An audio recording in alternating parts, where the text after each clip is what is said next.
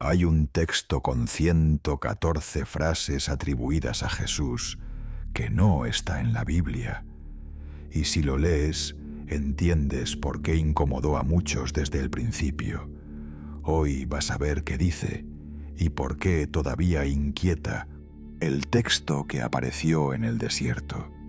Durante siglos hubo un rumor persistente, que existían enseñanzas atribuidas a Jesús que no habían llegado a la Biblia tal como la conocemos. No hablo de secretos mágicos. Hablo de textos antiguos que circularon entre comunidades cristianas muy tempranas y que por distintas razones quedaron fuera. Y aquí entra el protagonista de hoy, el Evangelio de Tomás. Lo primero que debes saber es esto: Tomás no es un desconocido. En los evangelios canónicos aparece como el discípulo que duda. El famoso episodio de "si no veo, no creo". El problema es que esa imagen, Tomás como el incrédulo, puede ser solo una parte de la historia, o incluso una forma de resumirlo demasiado. Porque en tradiciones antiguas, Tomás aparece con un perfil muy distinto. El que entiende, el que pregunta lo que otros no se atreven, el que se acerca a lo esencial. Y hay un detalle que lo vuelve todavía más inquietante. En algunas lenguas antiguas, a Tomás se le asocia con la idea de gemelo. En arameo se relaciona con Dídimo, que significa gemelo. ¿Gemelo de quién? Aquí es donde muchos se quedan enganchados. Pero no necesitamos fantasías para que esto sea interesante. Lo verdaderamente potente es lo que ocurrió en 1945, cerca de Nag Hammadi, en Egipto. Un hallazgo arqueológico cambió la partida. Se encontraron códices, manuscritos, con textos antiguos que habían permanecido ocultos durante siglos bajo tierra. Entre ellos, una copia completa del Evangelio de Tomás. Y cuando los investigadores lo estudiaron, descubrieron algo que nadie esperaba. Tomás no es un relato como los 4 evangelios principales. No hay milagros narrados, no hay escenas largas, no hay una historia lineal. Es una colección de dichos, frases atribuidas a Jesús, directas, cortas, a veces enigmáticas, y ahí empieza el vértigo. Porque cuando un texto es así, frases sueltas, sin explicación, te obliga a hacer algo que mucha gente evita: pensar, interpretar, buscar significado. No te lo da todo mascado. Y justo aquí está el primer punto de tensión del vídeo. Si existieron comunidades cristianas tempranas que leían estos dichos, ¿por qué ese texto terminó fuera del canon oficial? Respuesta limpia y realista. Porque el cristianismo temprano fue diverso. Hubo muchas corrientes, muchas interpretaciones, muchos textos circulando. Con el tiempo, ciertas comunidades y líderes consolidaron lo que hoy se considera canónico, y otros textos quedaron como apócrifos o no canónicos. No es necesario inventar villanos, basta una idea. Cuando una tradición se organiza, selecciona, y lo que no encaja se aparta. Pero espera, porque lo que vas a escuchar ahora es lo que hace que Tomás sea tan incómodo, el tipo de mensaje que transmite. El Evangelio de Tomás no se limita a creer, Su tono te empuja hacia otra cosa, comprender. Y ahí aparecen dichos que, si los tomas en serio, cambian la forma en que entiendes la espiritualidad. Uno de los más citados en distintas traducciones dice algo así: el reino está dentro de vosotros y también fuera de vosotros. Piénsalo 2 segundos. No está diciendo, espera a otro mundo. No está diciendo, solo por un ritual. Está apuntando a una experiencia presente.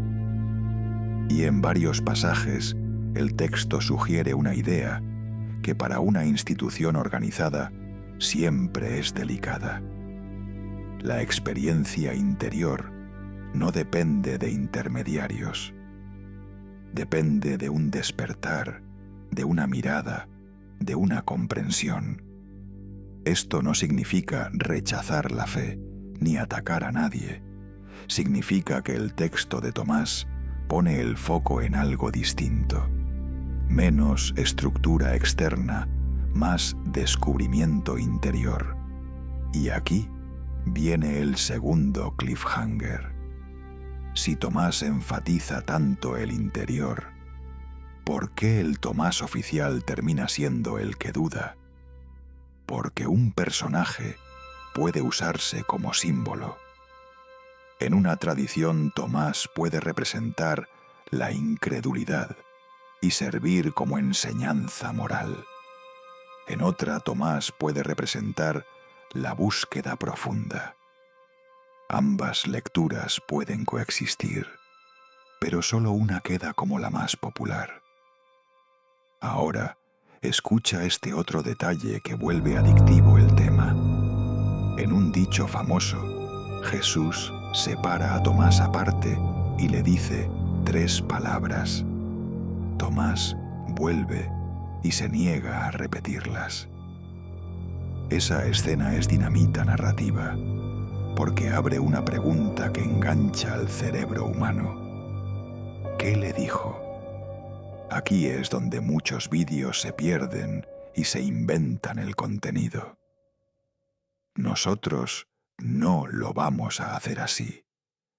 En vez de inventar, lo convertimos en una tensión legítima.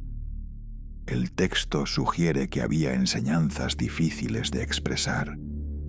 Sugiere que ciertas ideas, si se dicen sin contexto, pueden provocar rechazo o confusión. Sugiere un nivel esotérico en el sentido antiguo, enseñanza para quien está preparado.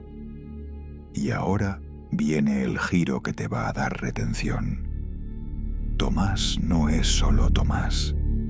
Tomás conecta con un mapa entero de textos antiguos. Nag Hammadi no trajo un papel aislado.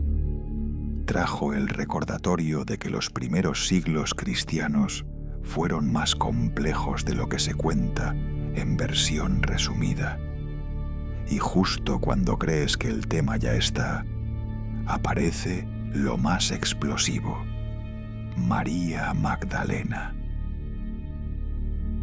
Si este tipo de historias te interesan, si quieres seguir explorando los textos, los silencios y los misterios que no suelen contarse, te invito a suscribirte al canal. Aquí seguimos profundizando en lo que quedó fuera del relato oficial. María Magdalena y el problema real del poder. Cuando se analizan con calma los textos antiguos relacionados con el Evangelio de Tomás y otros manuscritos hallados en Nag Hammadi, aparece un patrón que rara vez se explica de forma directa. No es un patrón sobrenatural, no es una teoría extravagante. Es algo mucho más incómodo porque es profundamente humano: el conflicto por la autoridad. En varios de estos textos, María Magdalena no aparece como una figura secundaria ni decorativa. Aparece como alguien que comprende, que recuerda, que interpreta. En algunos pasajes incluso es ella quien aclara enseñanzas, cuando otros discípulos se muestran confundidos o incómodos. Esto, para una mentalidad moderna, puede no parecer extraño, pero en el contexto del siglo I y II es explosivo, porque en aquellas comunidades tempranas el liderazgo no estaba todavía fijado. No había una jerarquía sólida ni un sistema universalmente aceptado. Había grupos dispersos con lecturas distintas de las palabras de Jesús. Algunos enfatizaban la espera del fin de los tiempos, otros la obediencia, otros la transformación interior. Aquí conviene detenerse y pensar algo importante. Los textos no nacen en el vacío. Nacen en comunidades concretas, con tensiones concretas, con personas reales. Y cuando un texto otorga autoridad a alguien que no encaja con la estructura que empieza a consolidarse, ese texto se vuelve problemático. En algunos diálogos antiguos, Pedro cuestiona a María. No la insulta, no la acusa de nada sobrenatural.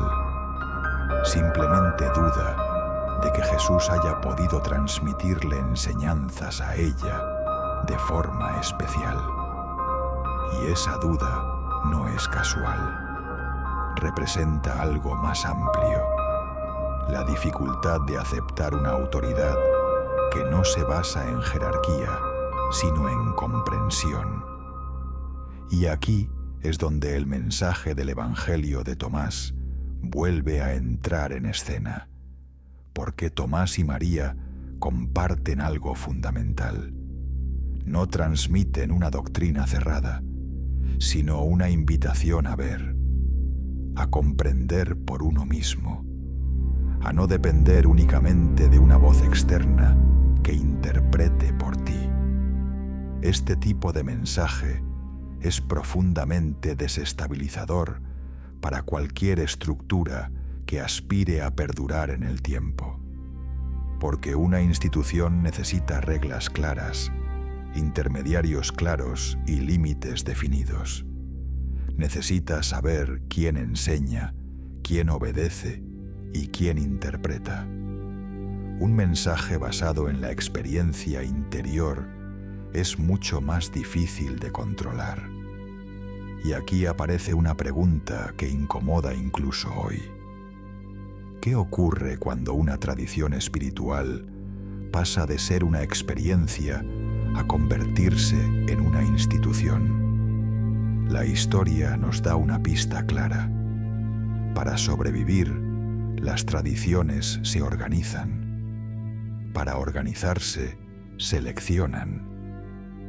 Para seleccionar, priorizan ciertos textos, ciertas figuras y ciertas interpretaciones. No porque otras sean falsas en sentido absoluto, sino porque no son funcionales para el tipo de estructura que se está construyendo. Esto explica algo que suele simplificarse demasiado. La exclusión de textos como el Evangelio de Tomás no necesita una conspiración oscura para entenderse. Basta con comprender que su mensaje no encajaba bien con una iglesia que empezaba a definirse como autoridad doctrinal. Tomás no ofrece normas claras, ofrece enigmas. María no repite dogmas, interpreta. Y eso es un problema cuando necesitas uniformidad. Ahora bien, hay un detalle que vuelve este tema especialmente potente para el espectador moderno. Hoy vivimos en una época saturada de información, pero paradójicamente muy acostumbrada a que otros piensen por nosotros. Algoritmos, líderes, discursos cerrados. El mensaje implícito de estos textos antiguos, mira por ti mismo, resulta inquietantemente actual. Y aquí viene el giro que hace que esta parte no sea solo histórica, sino emocional. Imagina por un momento que formas parte de una comunidad antigua. No tienes Biblia impresa, no tienes doctrina fijada, tienes relatos, memorias, palabras transmitidas de boca en boca. Y en ese contexto, alguien como María recuerda enseñanzas que no encajan del todo con lo que otros quieren establecer como norma. ¿Qué haces con esa memoria? La historia sugiere una respuesta clara. La reduces, la reinterpretas o la apartas. No necesariamente con mala intención, simplemente porque mantenerla abierta implica aceptar que no todo está cerrado, que no todo está decidido. Y eso es algo que las instituciones, por definición, evitan. Por eso, cuando hoy hablamos de textos no canónicos, conviene entender bien qué significa esa etiqueta. No significa automáticamente falsos. Significa que no fueron seleccionados para formar parte del conjunto oficial que iba a definir la identidad de una comunidad durante siglos. Estos textos no fueron escritos para tranquilizar, fueron escritos para despertar preguntas. Y en el próximo vídeo vamos a entrar en las frases más desconcertantes atribuidas a Jesús, esas que no se explican, solo se enfrentan.